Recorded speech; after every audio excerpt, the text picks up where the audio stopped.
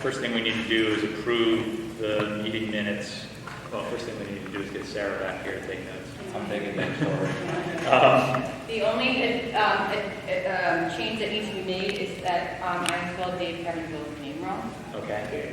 So it has two A's and not an E, so that's my apology. So I'd like to make a motion that we amend the meeting minutes to reflect that and approve that. Second. Thank you. All in favor? Aye. Great. Then the minutes are approved as amended. Any public comment? No? Okay. Brief chairs report before we get into the main event. Really, it's just to bring people kind of up to date. When we first got started as a committee, I described the period between when we first convened and June 30th, which was the deadline for submission of the OSCG&R grant request as phase one of our project. That was going to be the period during which we worked on our grant submission. That was going to be the period where we got our appropriations approved by the various town boards, and we were going to identify and retain architect, engineers, and construction managers, and we've done all that. So phase one is essentially done at this point. We're now we're now well into phase two with with this really what we're going to hear a lot of this evening from the KG&D folks in terms of the schematic conceptual designs and where they are in the process and what they've done since they were formally retained. We don't need to make any decisions on it this evening. We can come back at our next meeting because I don't want to take away from KG&D's fund. But like we did with that first phase, is identify what we think the critical work streams are and what we think the critical subcommittees would be for this next period, which is working through the design, getting approvals, putting together our processes for construction oversight and payment. The team that's going to work as closely as possible with KG&D, working also with the MEP engineers. Those, just thinking out loud, to me the sort of the subcommittee breakdowns as well as communications with parents and with and the community at large, and then working with the town, the various town bodies on the approvals that we're going to need, including if we decide we're going to pursue the Curtis property, which I think we probably are, looping in planning, zoning, and environmental protection, etc. We can talk about, we'll work up a proposal on what I think the specific subcommittees are, like we did with the first phase, and then we can decide who is most appropriate to sit in each of those slots, and we can approve that in the next meeting or two.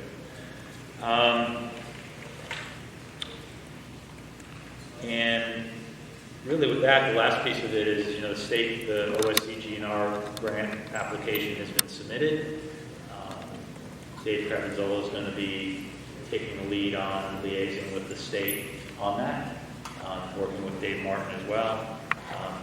Dave, maybe if you have 2 minutes just to, what you updated me on, that you pinged the folks at the state, you're waiting to hear back. Yeah, sure. So the applications are in. We have confirmation through the portal that they were received, accepted, so we have that for the file. We did reach out via phone and email to Michelle Dixon at the state. Really all that stuff goes through. Haven't heard from her, but it's not uncommon. I mean, as I was mentioning to Chris, there's so many municipalities that are approaching them with the same thing this time of year, and it's really, she's just really probably letting a lot of that stuff just go to voicemail. But I did mention to Chris that we're going to be meeting with the state on a couple other projects coming up, so when I do have the opportunity to see her, I will just ping her on that. I don't venture that we're going to hear much from them for at least the next month or so, as they just triage all this information that's been coming in, up to the end of June. But we're in the queue. We made the deadline, so we're on the rails now. It's just a matter of kind of plugging our way through until, if they have any other follow-up questions for us, and we're in good shape there. So like I said, and if I do get a chance to talk to Michelle or she responds, I'll certainly send the chairs an update you can share with the committee. Great. That was all I had for the chair's report. Any questions before I hand it over to KG&D? What? Okay. So you have in front of you, as we move into the conceptual design piece, you have in front of you a presentation. Hopefully we will get a projector in the next little while so that we can project this for the audience. But in the meantime, those of you who are on the committee have this on your screens, and we'll make sure that it's up on the website. There are two different things that we really want you to pay attention to. The first is we put together a set of design principles. We know, of course, the four things that we're solving for. Eric's going to walk through all this, but we're solving for right-sized classrooms and libraries and HVAC, et cetera. But we also have a series of more conceptual things like sustainability, like making sure that we are meeting the Board of Ed's vision for teaching and learning.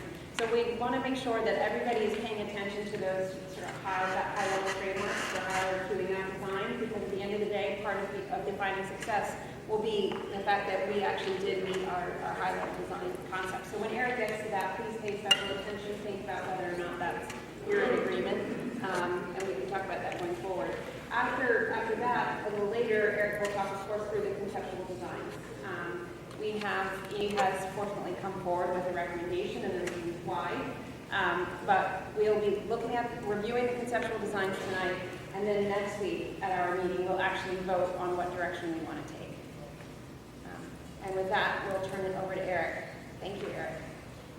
So thanks for having us tonight. With me, both members of the KG&D team as well as the BGA and the mechanical electrical plumbing engineers.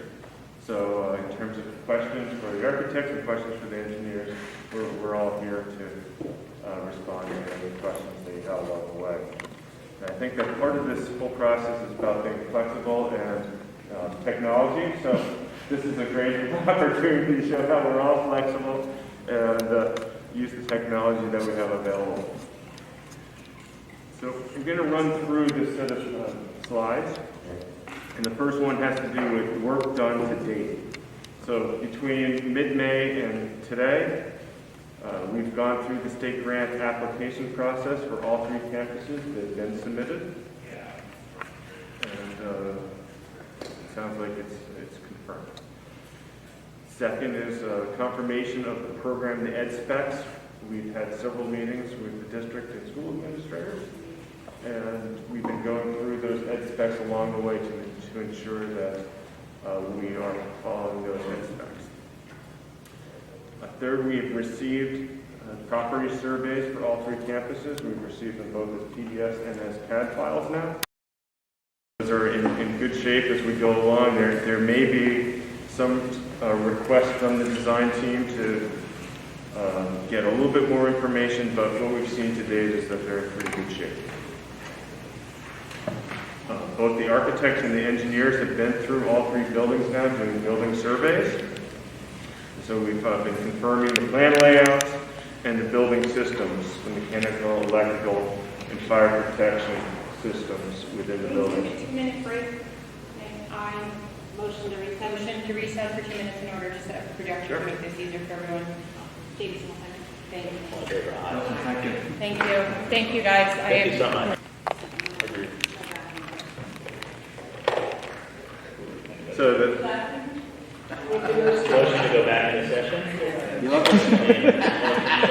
Aye. Good. Back in business. Okay, so left off that the architects and engineers have been through the buildings, confirming plan layouts, making sure that the existing conditions are accurate on our documents, and understanding what the existing mechanical, electrical, plumbing, and fire protection systems are, where they're located in the building, and how they existing setup. We've reviewed and planned site improvements for 3 campuses with the administrators. So we've started talking about queuing and parking.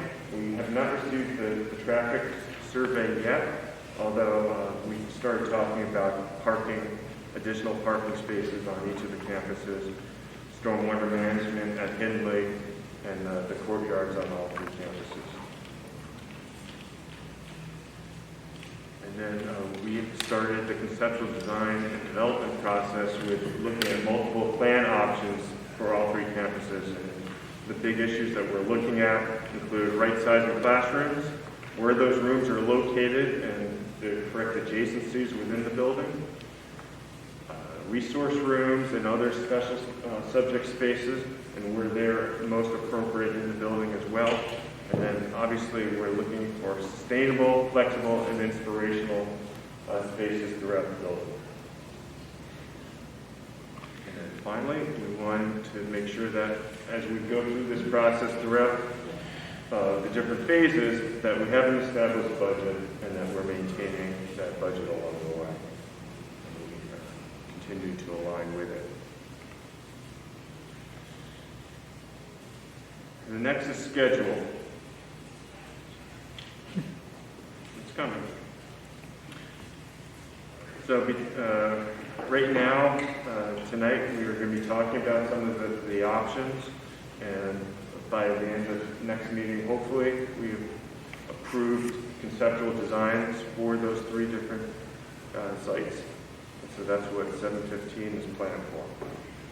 After that, we go full force into schematic design on those 3 different campuses, and by mid-September, we will have schematic design complete as well as cost estimating done for those 3 buildings. We'll be looking for approvals at the end of each phase. And so by mid-September, we're going to be asking for the committee and board to approve the schematic designs for each of those campuses before we proceed into the next phase of the design development. The design development is planned to start in mid-September and go through the beginning of December, basically right after Thanksgiving, at which point, again, we will have a more accurate cost estimate. And we will be doing a full presentation to the committee and board related to the designs on all 3 campuses and requesting approval to proceed with construction drawings. The construction drawing phase is basically the documents that will ultimately be used for permitting the project as well as for bidding the project. And those construction documents are planned to be complete late January to mid-February. There's 2 different approval processes in there. There's a town approval process, which we plan to start the town approval process towards the end of this year in December. And then there's the state approval process, which can't be commenced until all the documents are 100% done. And so that will start more in the range of end of January to mid-February. And we will be prepping for construction between February and May, so that construction can start in June of next year.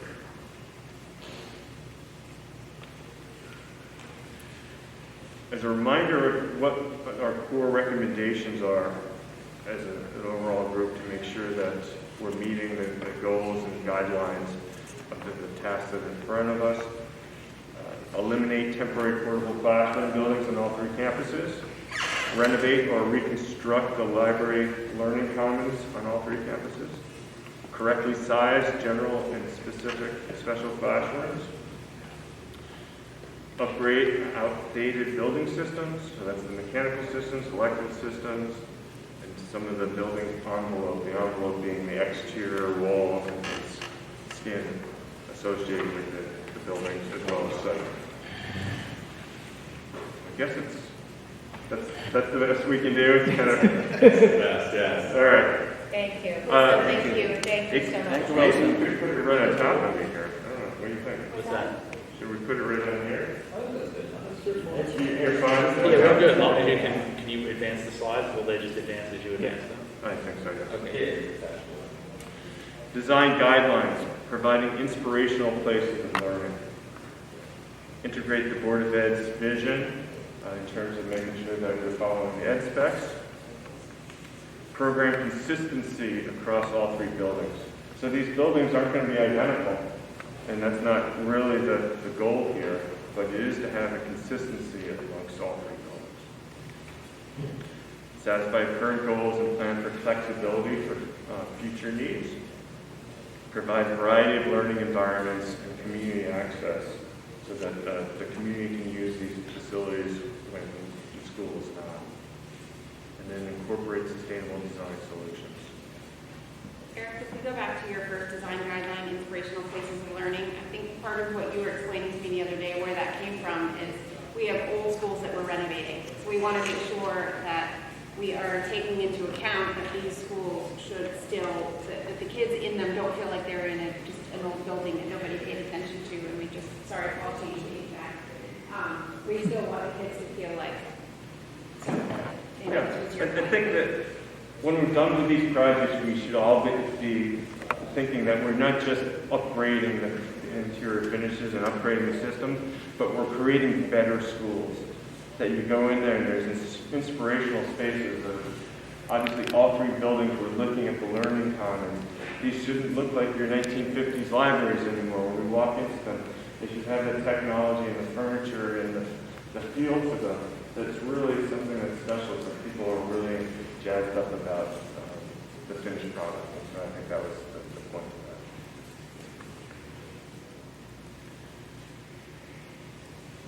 This slide is really just be consistent that the enrollment projections by the end of this decade show that Hindley and Holmes both will require 24 general use classrooms, which is 4 sections per grade between kindergarten through 5th grade, and that Royal will need 22. The total population of Royal is a little bit less than the other 2 campuses. Hard to read this, a lot of small information, but this is the model program. We're using this and we're overlaying this model program on all 3 buildings. So we use the model program for Hindley, Holmes, and Royal. And as I said earlier, we're not necessarily going to have identical spaces throughout, but we're going to be consistent throughout in terms of how we're providing space on all 3 campuses. So this is used to basically as a roadmap to ensure that A, we're meeting the ed specs, but B, that we're being consistent in our mission on all 3 buildings, and in terms of the square foot area and the number of spaces, and hopefully the adjacency of the spaces as well.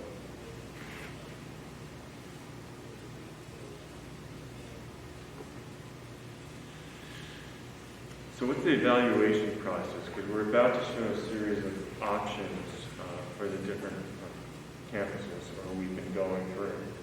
And how do we decide which option is the best for each campus? First, we review the core recommendations and ed specs, and we're confirming that against Ox Ridge, because basically ed specs were utilized for Ox Ridge as a model, and then we've been using them for these 3 projects now. We've been reviewing reports. We haven't received the traffic report yet, but as soon as we get the traffic report, hazmat and other surveys, we analyze the existing room sizes and quantities and locations.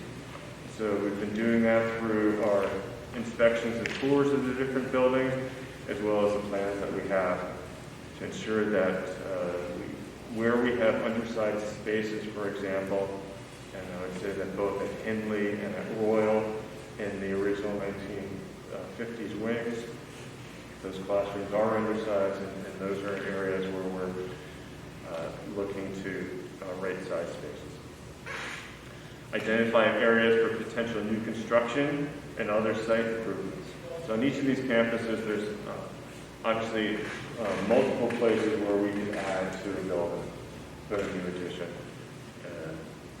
But there's pros and cons to each, and so we're analyzing those different locations and ensuring that, for example, in these diagrams on the right side of the screen here, we did that at Hindley and found out while we were doing some of our surveying that the middle option there, option B, where we're proposing to put a library, wasn't a good place to put a library because we have incoming gas service and other services coming into that corner. So whenever we're doing these, we kind of have to overlay all the existing information on top of the proposed to find out if there's going to be conflicts or challenges to doing each of the individual options. We review phasing and constructability with both the school leadership as well as the architects, engineers, and construction management team. If you recall, one of the options that we did as part of the competition for Royal proposed having additions that right-size classrooms in place. One of the options you'll see tonight is that, but there's been quite a bit of discussion on that and what the challenges would be in terms of the phasing of that while school obviously needs to be maintained. And these aren't projects that can be done just in a short 2-month period of time in the summertime. So it's discussions that we have along the way, which obviously at times modifies our initial thinking and thought process as to how to go about a specific solution. We inspect the building systems and layer MEP information, MEP being mechanical, electrical, plumbing information on the preferred option, compute renovation and new construction areas against the budget. So we're constantly making sure that we stay on budget. We have 77.5 million. 77.5 million. We don't have a penny more. We might be able to spend a little bit more on one project and a little bit less on the other project, but in general, that's the amount of money we have. And so as we go through this process during the different phases, we're going to constantly be going back and forth. And David and ONG is going to be spending a lot of time with us going through it and making sure that we maintain that budget. And then we're ultimately going to be making recommendations to the committee for best design approaches, not just tonight, but also throughout the process. With that, I'm going to take a quick breather, and I'm going to ask Paul, sure, if you want to come up and talk briefly about the mechanical systems, electrical systems that we've seen there, and what our initial approaches are. Okay, the first item here, the Well, I think you need to use the mic if you don't mind. Oh, I see, I'm sorry. Yeah. Okay. You can just read it from the screen. Do that, see? Okay. The first is we're going to convert the steam boiler to hot water at Royal, not at Henley. Henley, we're actually going to replace the boilers. There's a gas service at Henley, so we can go to the high efficiency gas-fired hot water boiler. So we're doing that at Henley and Holmes. Royal, as you know, you don't have a gas service. It's not available. So we're going to keep the oil tank there and convert from steam to hot water, convert the existing boiler. So that's the plan there. The new high-efficiency gas-fired boiler at Holmes and Henley, as I mentioned. We're going to size the HVAC equipment for modest future expansions. I know, Paul, you had requested that at our last meeting. We're going to take that into consideration. We're going to replace unit ventilators with VRF. Where you have existing unit ventilators in your classrooms, typically there's not a lot of casework in these buildings and these particular classrooms, generally the 1990s wings. There's a strip fin tube and a unit ventilator on the floor. We're going to leave the hot water, reuse it, because there's nothing wrong with it, it's all good. We're going to take the unit ventilators out, the old hot water, and we're going to put back in air conditioning type VRF unit ventilators and run the refrigerant piping in the same enclosure. We'll probably replace the enclosures because the enclosures are old and we want it to look nice also, so that's the plan with that.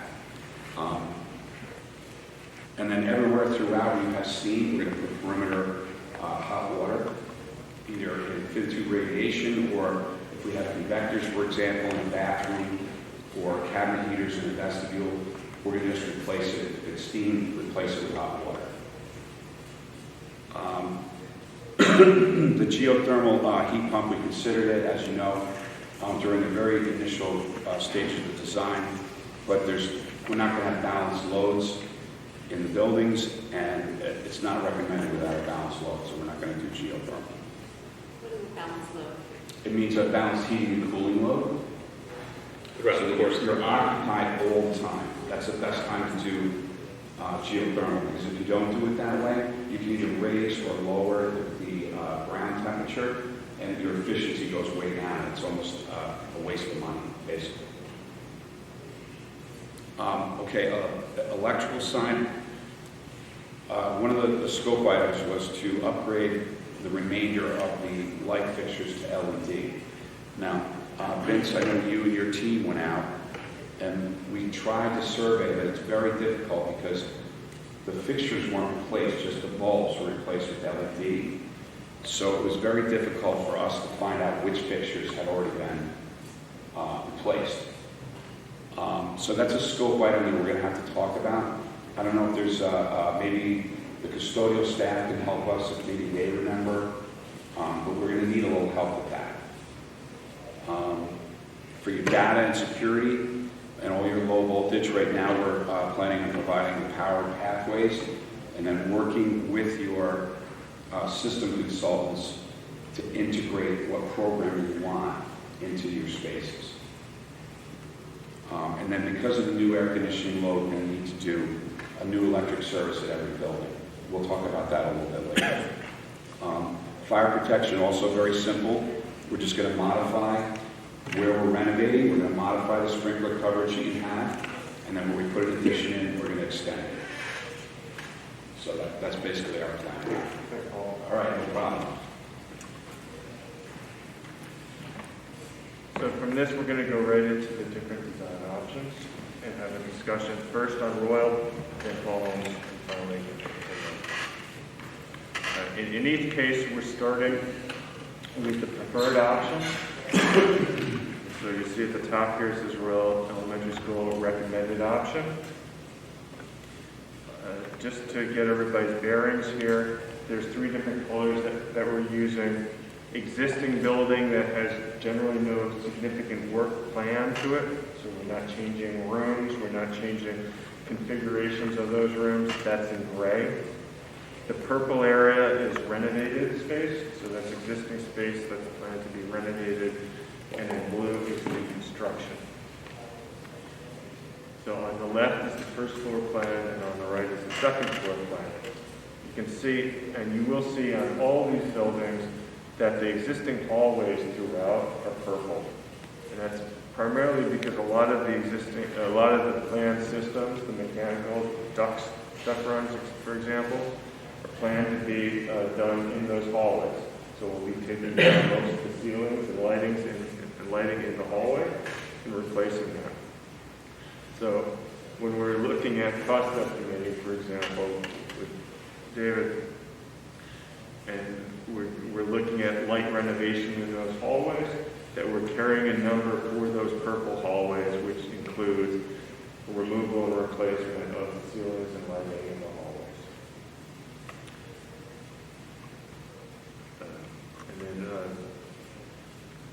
So on the first floor here, you can see that a lot of this building now is still gray.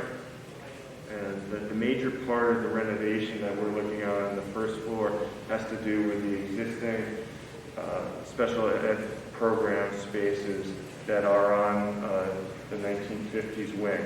We're proposing to take those 4 classrooms and actually convert those to the future learning commons across the entire way, as well as building out a small addition that leads into a courtyard. To the right there, wrapping around the commons, we're proposing to have a 2-story classroom building, having first grade on the first floor and second grade on the second floor. And what this ultimately allows us to do is to right-size classrooms on both levels for all 6 grades, kindergarten through 5th grade, with most of those rooms being actually either part of the 1990s wing with kindergarten on the first floor and 4th and 5th grade on the second floor of the 90s wing, and then the first and second graders in this new proposed addition with the 3rd graders on the second floor of the original 1950s, and doing modifications on that second floor. Basically, we'll be shifting walls around to allow those classrooms to be a full 800 plus square feet each. This set of additions and renovation also allows us to create resource rooms immediately adjacent to each of those classroom houses. And that's one of the themes here that we're looking at all three buildings, is creating houses so that if you have a grouping of 4 second grade or 4 first grade classrooms, there's also a resource space that's adjacent to that. Ultimately, the other classrooms that are necessary are the special subject spaces, which is the art and music wing. The art and music now is being currently proposed to wrap around the commons and be on the north side of the commons, which is a great location for the music so that it's immediately adjacent to the stage and there's easy access between the stage and the music instrument storage spaces.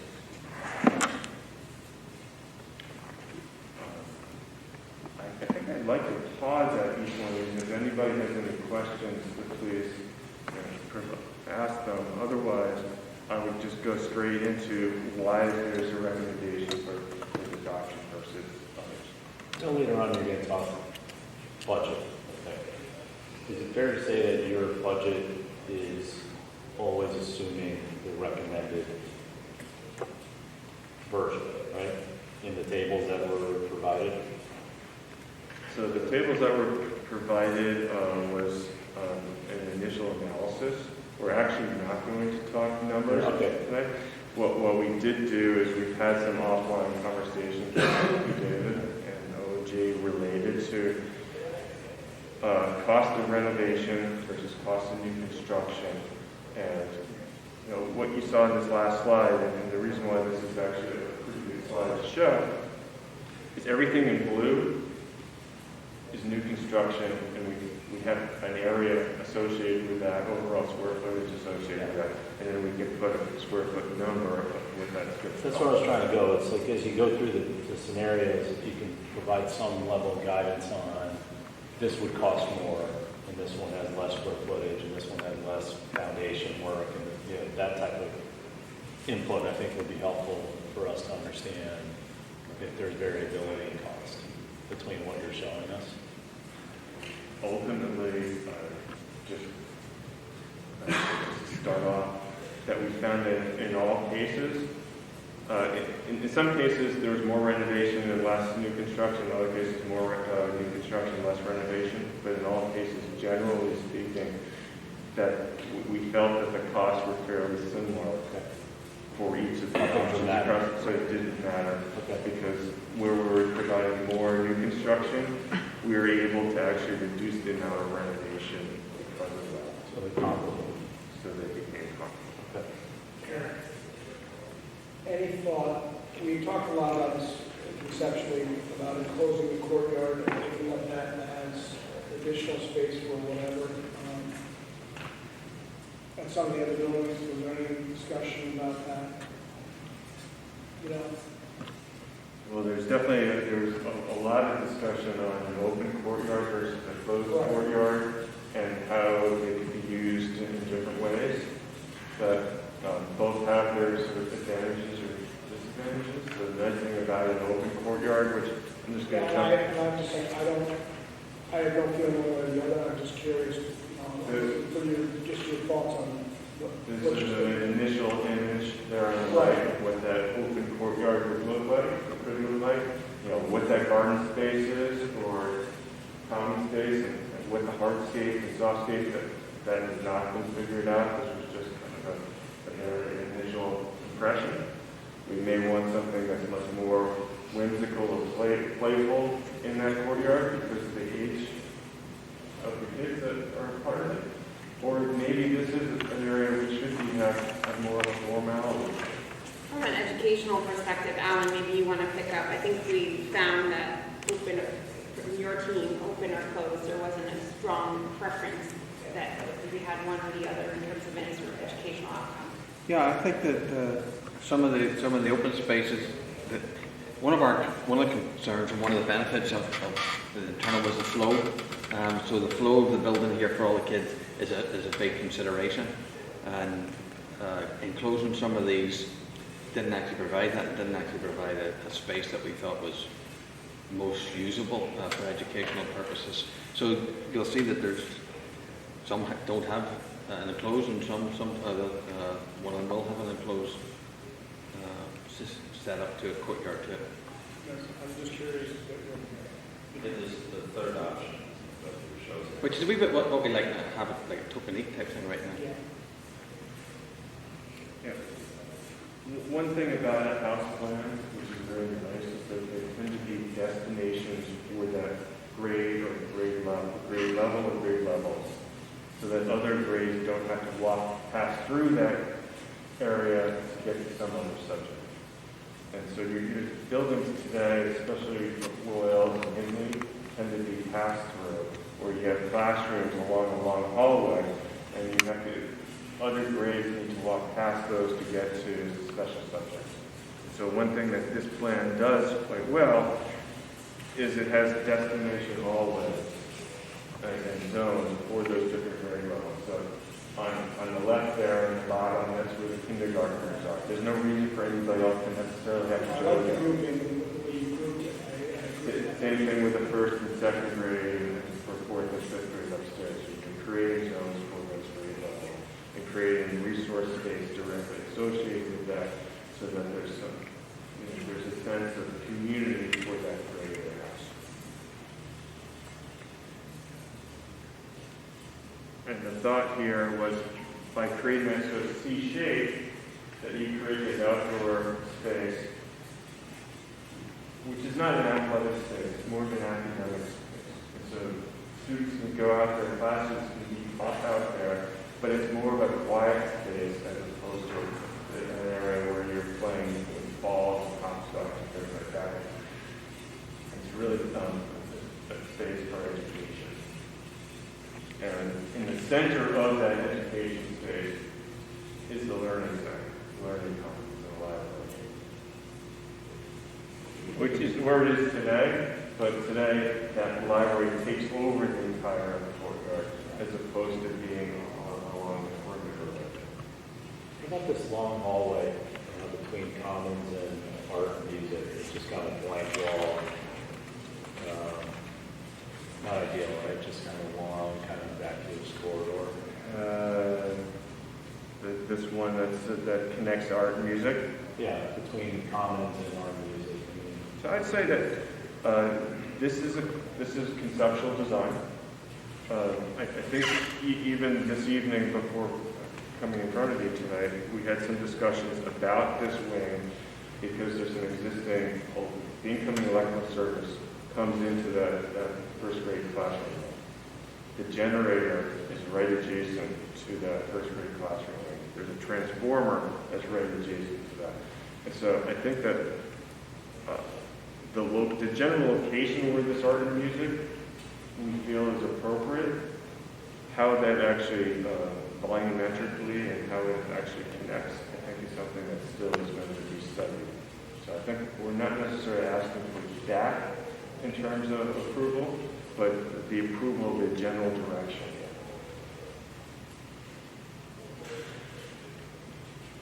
So why is this a recommended option? It provides better grade level configurations, the house plan, locates music and art suite adjacent to the commons and the gymnasium, maintains centralized learning commons, and provides access and views to the outdoors. It minimizes renovation. So the more renovation you do, the less new construction work or more cost is going to be incurred. So trying to take some of these undersized spaces and reuse them for resource and other purposes, as opposed to trying to renovate some of these smaller rooms to make them larger, was one of the approaches that we thought was appropriate here. New construction before planned renovations.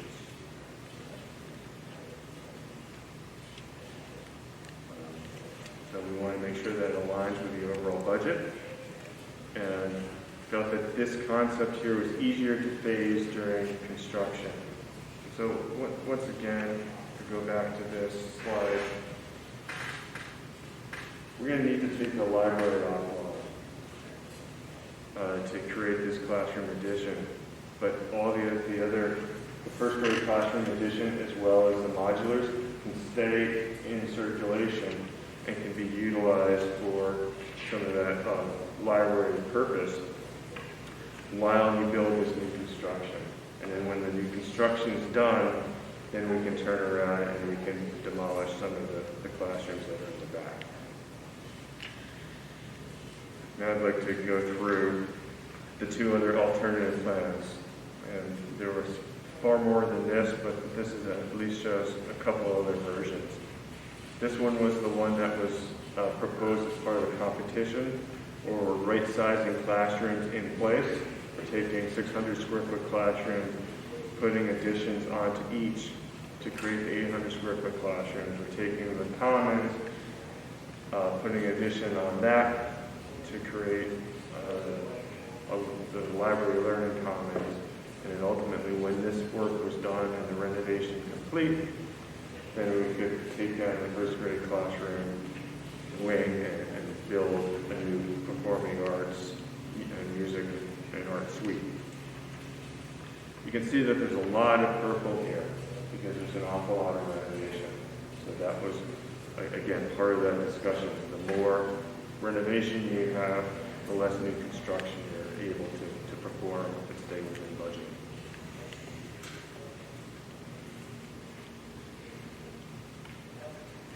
Another approach is to actually create an enclosed courtyard where we take the learning commons and we put it between the kindergarten and the new first grade wing. And so that there's an enclosed courtyard and you have sort of a loop circulation pattern. This also created a lot of renovation in the kindergarten wing. We're renovating 2 kindergarten classrooms to achieve this connection, as well as renovating up by the commons to create the connection on the other side. So we felt that there was quite a bit of renovation associated with this. And actually, it didn't provide as much resource space or the classroom sizes to the same level as the preferred option. And Paul, I would just add that when you were asking about the courtyards, I think it's less about the courtyard being open and closed and more about how the space volumetrically and programmetrically works, whether you want the closed or open courtyard. So I think for this particular building at Royal, it just worked better having the open courtyard and keeping kind of the houses separate. Versus here, you were going through those different houses to get to that library, and when we were studying the massing of this layout, it wasn't coming together as nicely as we felt that the recommended option was coming together. My only comment was, it looks like, and you guys were telling square footage, you pick up more space if you close the courtyard. If what? Do you pick up more square footage if you close the courtyard? Not necessarily, because we have the separate music wing kind of built off to the side of the commons. So it also kind of keeps the new construction kind of more isolated by itself, rather than these multiple connection points to the existing. So that was our thought process there. What we also found in this building is there's several ramps within the building. And so if you have multiple connection points, you're connecting at different levels, and you're having in your new addition to also create ramps to make those connections. Does the recommended option deal with that one ramp that's particularly problematic? What are the stairs now? Well, there's stairs down to the gym and the commons. Yeah. So we actually have to create that connection point before those stairs.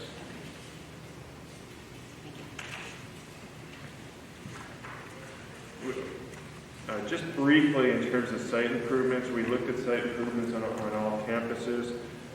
On Royal, really the only focus has to do with additional parking, and once we get the traffic study, we'll make some recommendations into trying to provide an additional somewhere between 10 and 20 parking spaces on Royal campus. homes. So at homes, our recommendation is actually to provide 2 additions, really 3 additions. The first addition has to do with creating a music suite. If you know where the music rooms are today, they're in the 2 modulars. The best location for music, it has to do with being somewhere adjacent to the cafeteria and stage, so that the equipment and instruments can very easily get to that stage.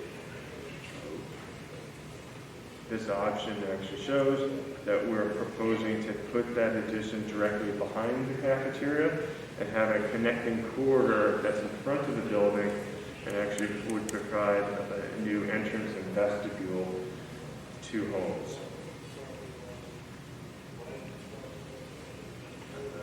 In terms of right sizing classrooms, homes, most of the classrooms today are all in the right range, but we do need to have additional classrooms. And what this option here shows is that we can have a house plan with kindergarten on the first floor on the left, first and second grade on the first floor as a set of 8 classrooms, as well as resource space and common space for them. Again, it's creating a destination, a dedicated zone for those grades. And then same thing on the second floor, that directly over kindergarten, proposing to have 5th grade classrooms together, and then directly over the 1st and 2nd graders having a 3rd and 4th grade house with the matching 8 classrooms, 4 per grade, resource space, a couple extra toilet rooms, and commons.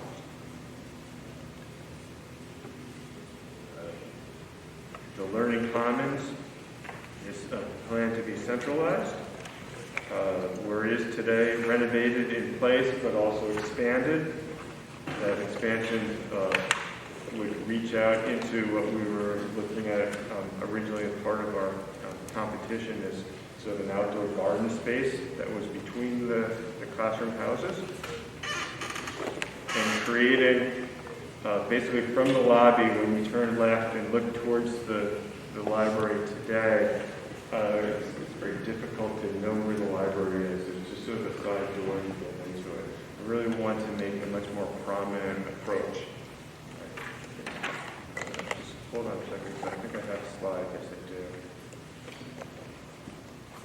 That shows this global learning commons. That you come into the front door where it says the vestibule, turn left, and straight ahead, once you go up a very short ramp, you could have a glass of the doors and looking directly into the learning commons.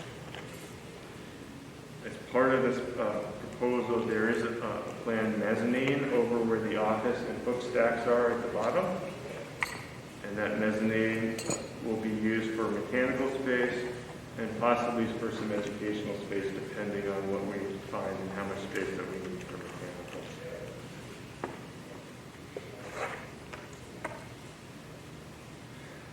This is just another view of that music suite.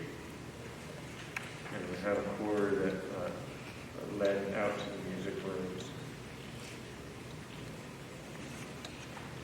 Before I go there, I'm just going to show one other slide. And this is the proposed addition that's out by the ball field. And this would show 2 additional classrooms on the first floor as well as on the second floor. It has a resource space. It has an open common space. And this is consistent with the plan that's being done over at Ox Ridge, where there's open common space associated with the different grade levels. This recommended option provides better grade level configurations for the house plan, locates music suite adjacent to the cafeteria and stage, expands the learning commons, and provides direct access to the outdoors. Both the art and world language are centrally located. This would plan on doing the new construction before the renovations, and it also minimizes the amount of renovations and appears to align with the budget to date. If I go back to this initial set of plans, pretty obvious. You're seeing very little purple here. The purple is really the corridor spaces, which we said that we're taking down ceilings and lighting again for the mechanical systems, but otherwise it's really the library that's the major renovation here, because your classrooms and other spaces are already generally right-sized. We were asked to look at another version.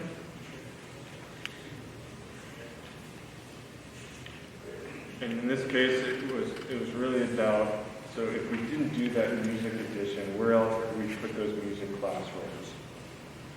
And the proposal was to keep them close to the front entrance, close to the cafeteria, utilizing a couple of the classrooms that are currently first and second grade classrooms, I believe, and put the music spaces in there. Functionally, it works.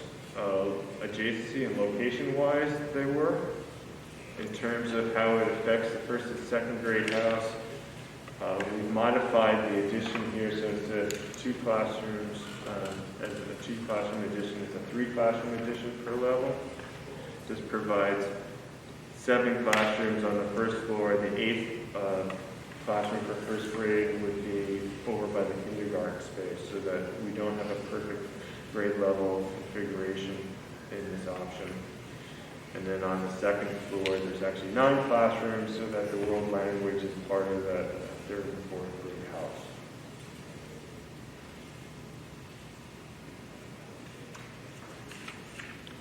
In terms of site improvements at homes,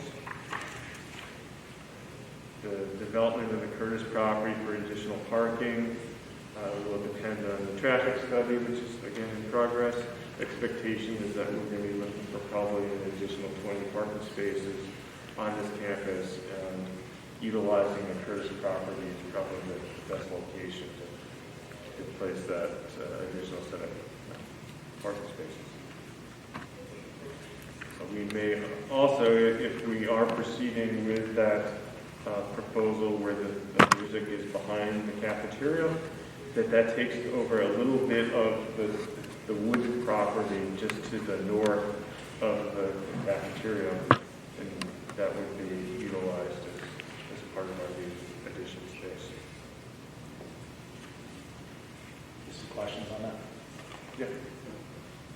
Okay, so you just mentioned there's a bit more of a variance, it's a setback issue on that music option. Can you go to the floor plan for your recommended option? Sure.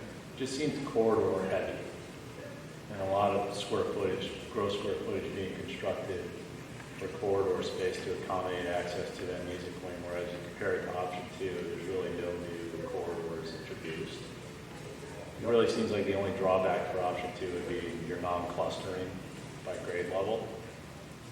You're a little bit more music on square footage allotment here versus option 2, so it seems like a very music-friendly kind of scenario, assuming option 2 is still in accordance with what's necessary in terms of allowable music space. So given those comments, like, why does it still make sense for you to recommend that versus the other?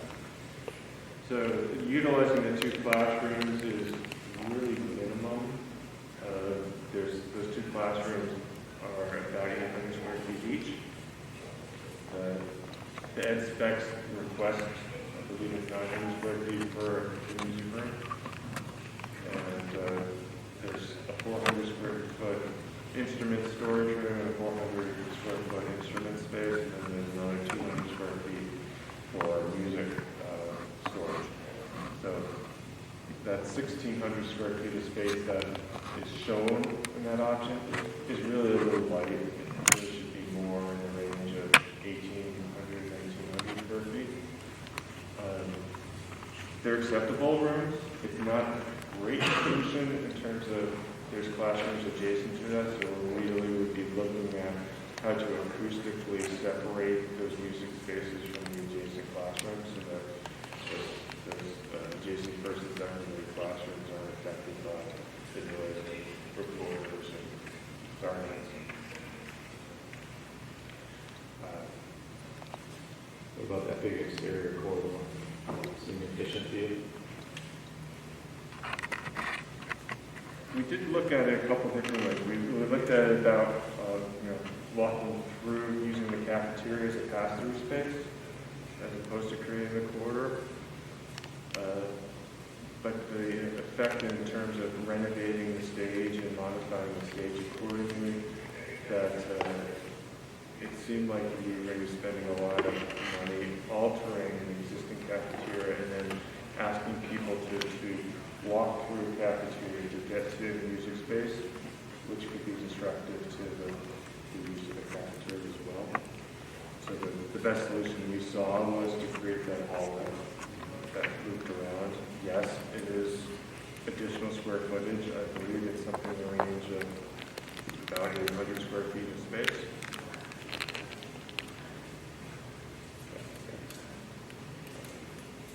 I think another perk of that corridor that you're kind of not seeing from a plan view is that you are creating this new entrance look for the facility too. And you're creating a new kind of queuing area for the kids, or if they're having events in that cafeteria, and there might be the ability for the cafeteria to somewhat spill out into that corridor space. So I think there might be options to kind of get that more included into the program. But it does liven up the front too. I think that's a big benefit. And keeps, any like after school performances kind of focused on that wing. Yeah, there is events there, everybody gets stuck going out in that main Right. area. So it could potentially benefit from This image right here actually shows what that addition possibly could look like. So on the right, with the classrooms would be, that colonnade there, that glazed in would be that corridor that you were mentioning. Question,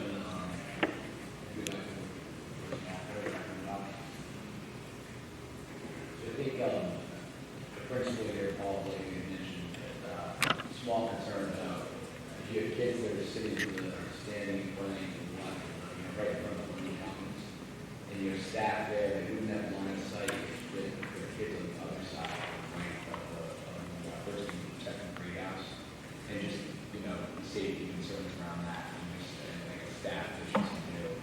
Is that something that is considered well? I think it might be an issue both options, so I think it has to do with the amount of play space. Holmes has far more actually hard surface than either the other two schools. I guess it's sort of a tradition there that they like their hard surface and it protects their interior floors. I think there's still some opportunity there to expand their exterior play space so that it's a combination of hardscape for balls and whatever the kids are doing during recess, as well as creating that sort of more wider space for kids that might just want to look out there at lunchtime and read. So looking for multiple opportunities. Yes, I understand that addition provides sort of separation between the north side of the first and second grade wing and the south side. And we may be looking at taking that blue box that's out there and shifting it over a little bit so that you're expanding it a little bit, offsetting it to a degree. But where the existing modulars are, is where they are. And so when they go away, all of a sudden you do have that outside space.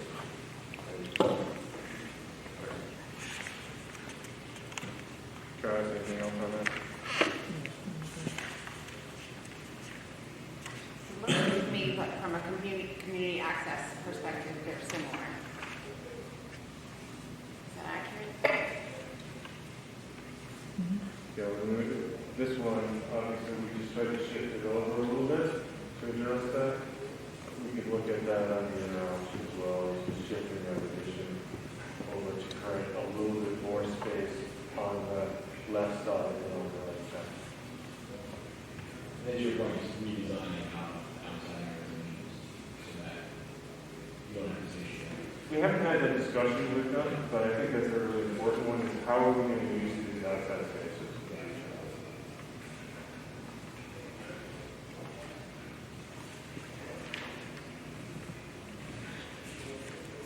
Henley,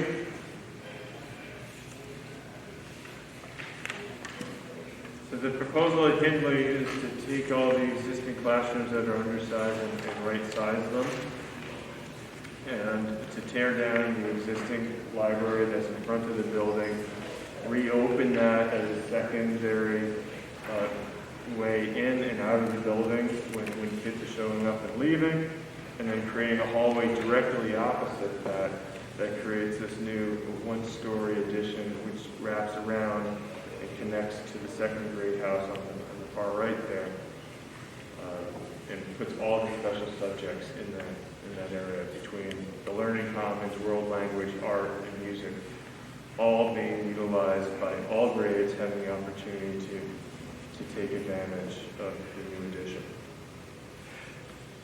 As part of the new addition, it creates some courtyard space, and internal courtyard space, which is all four sides are surrounded by buildings. This could be a more formal courtyard. It could step down and be a series of tiers. Actually, the existing grades out there are stepped down, and we could create a very nice sort of mini amphitheater in this area. And this would be more of a classroom space because it's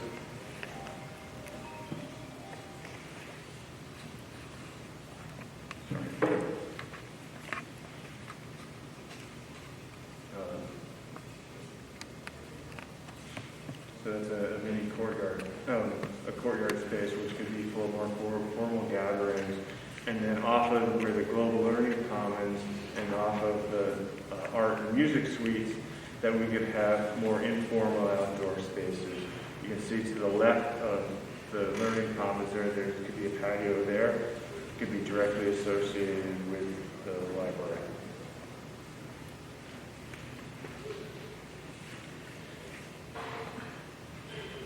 At Hindley, there's quite a bit of modifications. The art suite is currently where a couple of secondary classrooms are being proposed and planned. And so that's what you're seeing on the far right side is renovation for those.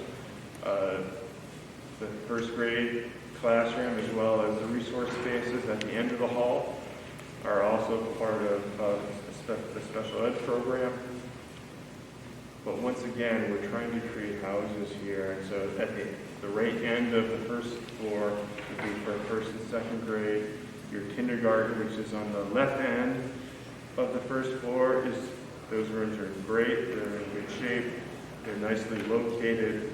The one challenge there for those classrooms has to do with access to their playground, and that you're seeing here that we're actually proposing to add just to the right of one of the upper kindergarten classrooms, a hallway, which leads directly out to the playground. So instead of the kids having to go out the front door, out of the secure area, and then back into a secure area, then in this case we could have them go directly into a secured outdoor space.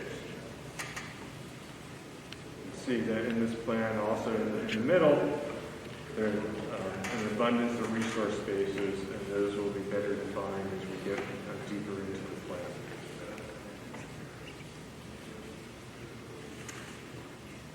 Second floor today is for third, fourth, and fifth grade. It's consistent in the future. We're trying to right-size some of the classrooms so that we have pretty much all of the classrooms at least in the 770 to 780 square foot size, up to 800 to 850 square feet, and provide adjacent resource space as well. This option provides a good house plan. It right-sizes the classroom. It provides internal circulation, better internal circulation, with a new addition creating an opportunity to move around and have multiple ways of moving through the building. It locates all specials in the new addition, equal access for all grades. Provides outdoor education areas adjacent to the addition. The phasing would be performed as new construction first, and when new construction is done, then we could go back and do renovations. And as far as we can tell at the moment, this also aligns with the overall budget. This campus has a few different areas that are currently under investigation or planned to be. And I think that part of the decision is to how much a direction from you all as to whether or not these are studies that should be planned. First is stormwater management. This has not been studied, but we know that there's a major concern that there's an underground pipe that goes to grade downstream a little farther, and it is all the water that's basically from our roofs and from the parking lot that gets collected and then piped off campus. And the discussion has been they contain that on campus and then back into the pipe system. Correct me if I'm wrong, additionally, in addition to being a neighborhood concern, the pipe also runs directly under where addition, right? That's correct. It needs to be relocated. So it needs to be relocated. As part of it is part of good stormwater practice. We prefer to have that as an open rain garden so that it pipes into an area that will filter the water and then contain it for a period of time before releasing it back into the pipe system. For parent drop-off and pickup, as well as expanding the bus loop so that we can provide more parking, more bus queuing on campus during the pickup times. Finally, if we're doing those projects, we're also going to be looking at the pedestrian circulation. At this campus, there's a lot of walkers and bikers. They come across Post Road there. We want to make sure that there's safe passage from the other side of Post Road onto our campus and to the front door.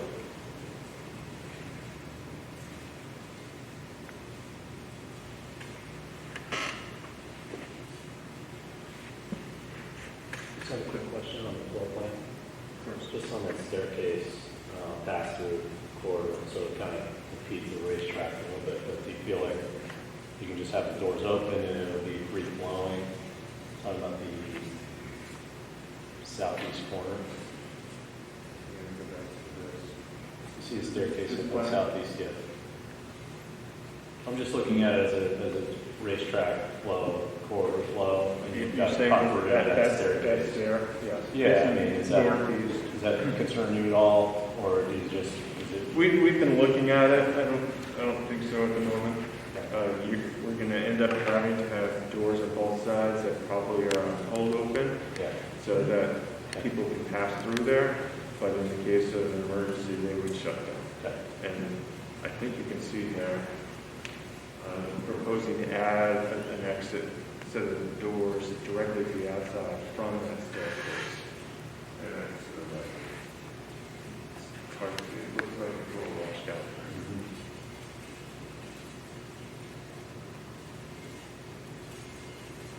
We're going to go into next steps, and then I'll turn it back over to BGA, and they can talk a little bit more into any sort of detail that you really want on mechanical systems. They're here this evening to provide that. Next steps. So confirmed design guidelines have been met, so we want to make sure that the direction that we're going in these options you feel is the appropriate direction, and that we are meeting the ed specs and the guidelines that you set up to follow. By next week's meeting, we're hoping to have approved conceptual direction for each of these schools. Also hoping that any additional scope site design work associated with whether curb cuts or stormwater, et cetera, would be topics that we should start to pursue through our site engineers.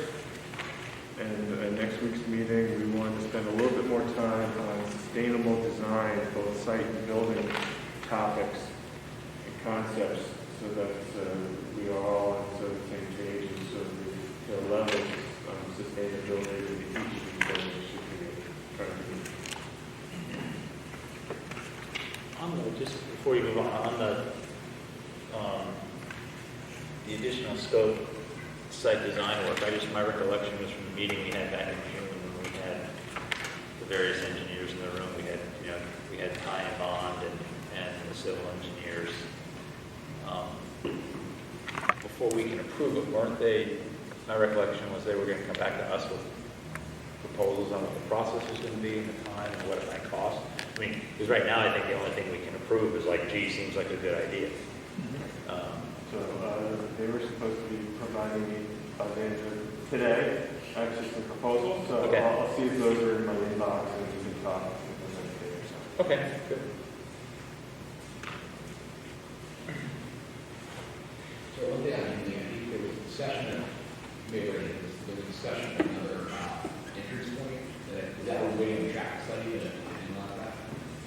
Yeah, that was the curb cut. That's alternatively called the curb cut, alternative access. So it actually goes based all the way back to when we were doing master planning for the district and the different schools. That mainly was noted as having a poor amount of queuing for both buses as well as parents. That the way that queuing is for parents today, directly off of Water, is that you come off Water and then the front door is right there.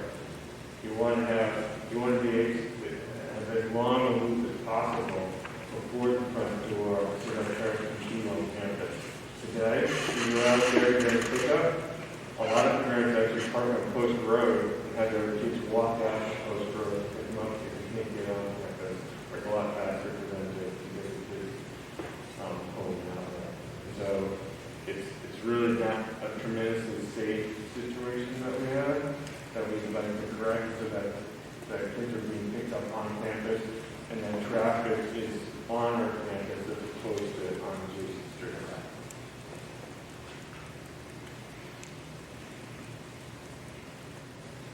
The only question I had in general was the library. I think Doug Bradley, this question is for you. Do you think this is enough? This is big enough? Is there enough space and flexible space to accommodate what we're looking to do in the future? Which library may not fit what we're looking to do? Well, the designs of the libraries are all compatible, right? And the spaces meet the specs of the ed specs. So Okay. Those libraries have a long way to go in terms of the development and what they're going to look like. I think the next step will be to sit down and really talk about the different spaces within the library and how they're going to be utilized and how the adjacencies work within the library. If you look at Oxford, for example, it's a very long library with a series of probably 3 different spaces, Right. 3 different uses. That was a function of the design that was developed. Couple of your library at Homes, for example, right now is really small. I think the smallest of the 3. Something in the range of 2,400 square feet. We're looking at 3,300 square feet plus or minus or more in each one of these libraries in the future. With your So- space in the different spaces within the Los Angeles space.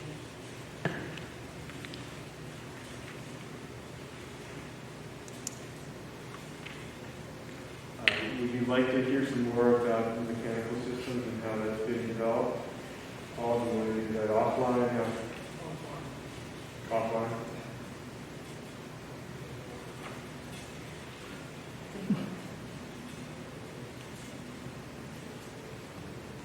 Was this helpful? Very much so. Thank you very much. So in terms of process, Eric, what do you think, perhaps if the committee generates questions through the week, that Eric could be prepared to answer when they come back? Or even that could be answered in the interim, please send them to Chris and myself a copy, and we can collate and get them over to Eric. If there's something you want to see rendered, like if some of your questions about corridors or something like that, not that I'm promising that they're going to spend all day rendering stuff, but if there's something that you need to conceptualize, ask. What's our thought on the second act, exit egress out of him? To pursue it? Yeah. Yeah. For sure. Seems What like do we- It seems to be, Yes. Yeah. Yeah, Ty and Bond needs to come back So with they're doing some scope of work on a that. correct, some conceptual proposal on that. Great.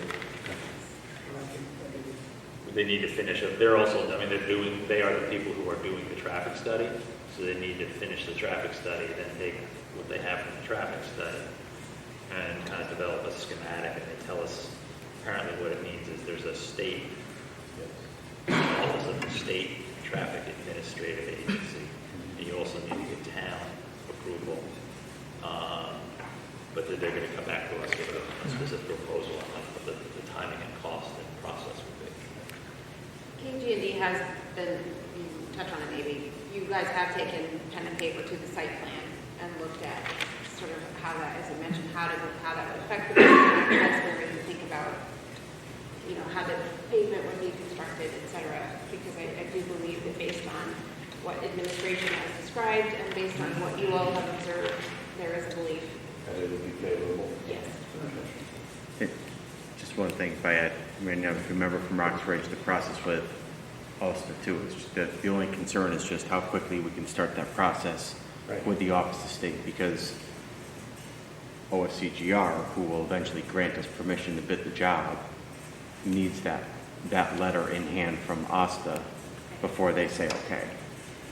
So that's what we just have to weigh, is to make sure that Doesn't throw everything. doesn't queue everything up and say, oh, we can't bid the project, or maybe they'll let us bid and say, you can't award until we get that letter. So we just want to make sure we're cognizant of that and see how quickly we could possibly get something to us to at least start that process and see if it's just an administrative approval or if it really will require the full-blown hearing. So then in order to prepare for approval next week, Eric and working with Dave if appropriate, can you guys mock up a timeline of what's conceivable in terms of seeking approval? Please. Thank you. Like my quick diagram, That's beautiful. bring tears to your eyes. In yellow, there's the existing queuing thing.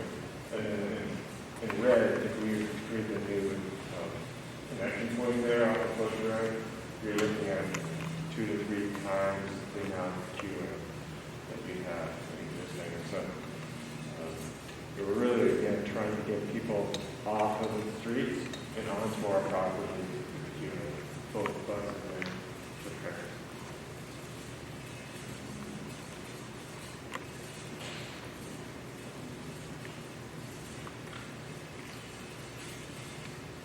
Anything else in terms of questions? We look forward to developing this and creating more three-dimensional things that actually get people excited.